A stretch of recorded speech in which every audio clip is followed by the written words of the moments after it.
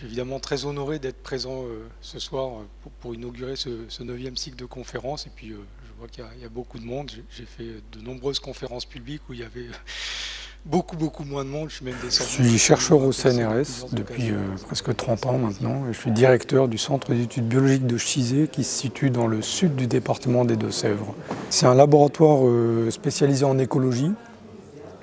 On y travaille sur un assez grand nombre d'espèces, autrefois principalement oiseaux, mammifères, reptiles, et puis plus récemment on a étendu notre spectre d'activité sur les insectes, les plantes et les écosystèmes de manière générale.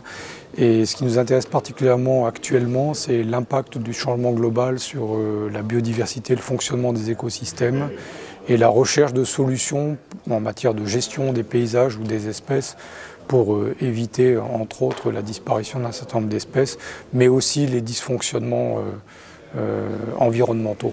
J'ai souhaité, dans un premier temps, poser un petit peu le cadre d'une nouvelle discipline scientifique qui s'appelle la biologie de la conservation, qui est une discipline tout à fait originale et nouvelle, dans le sens où elle allie à la fois les sciences écologiques, mais aussi la société, les acteurs, le monde économique et les valeurs culturelles autour de la biodiversité.